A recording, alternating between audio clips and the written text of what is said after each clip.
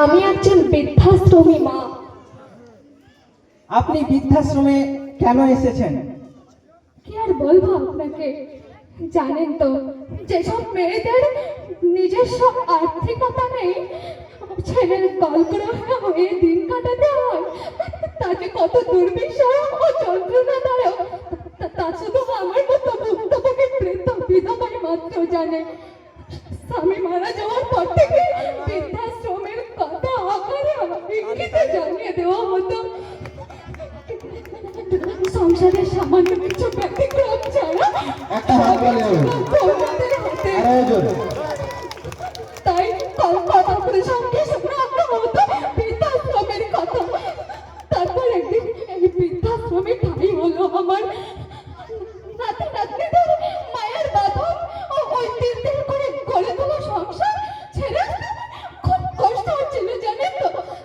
কিন্তু কি করবো বলুন, আমাকে বের করে যদি ওদের সংসারে শান্তি আসে তাহলে আসুক, কামনা করে আল্লাহ ওদের সংসারে শান্তি দেখ।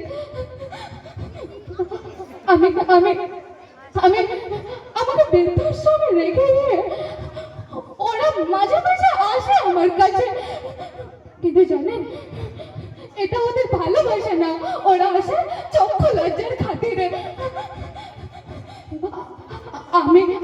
আমি বলি আমার পাড়া শয়ে শয়ে আরো অনেক আমার মতো ভুক্তভোগী মা রয়েছে। তারা কেউ আবার 7 ছেলের মা হয়ে ভাগের মায়ে পরিণত হয়েছে, কেউ আবার এক ছেলের মা হয়েও বৃদ্ধাশ্রমে ঠাঁই যেমন আমার।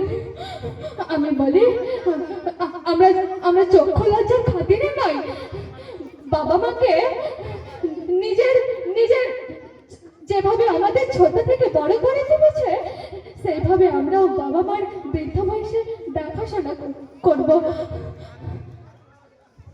আচ্ছা, আপনার বাড়িতে কি আপনার ছেলেমেয়েরা নেই? আমার একটা ছেলে আছে আর একটা মেয়ে তো আমি বিয়ে দিয়ে দিয়েছি। ছেলেকে অনেক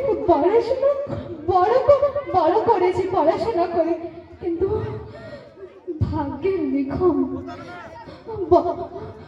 যদি ভাগ্যে বাড়িতে না ঠাঁই হয় তাহলে আমি কি করব বলুন? ছেলেরা যদি এই বৃদ্ধাশ্রমে পাঠিয়ে আমাকে শান্তি পায় তাহলে আমার কি করার আছে বলুন? আপনার সন্তান কি করে? আপনার সন্তান? আমার সন্তান একজন ডাক্তার। কিন্তু একজন ডাক্তার হয়েও আপনার ছেলে আপনাকে বৃদ্ধাশ্রমে রেখেছেন কেন? আপনাকে তার পাশে রাখা উচিত, তার সেবা শুশ্রূষা করা উচিত। তিনি কেন বৃদ্ধাশ্রমে পাঠালেন? জানেন তো বৌমা, ওদের শিক্ষা হবে, ওরা এখনো বোঝেনি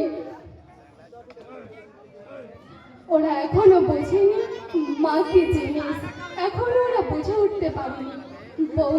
বৌমারা কানের কাছে এসে যখন গুনগুনানি দেয় তখন ওরা শাশুড়িকে পাঠায় বৃদ্ধাশ্রমে।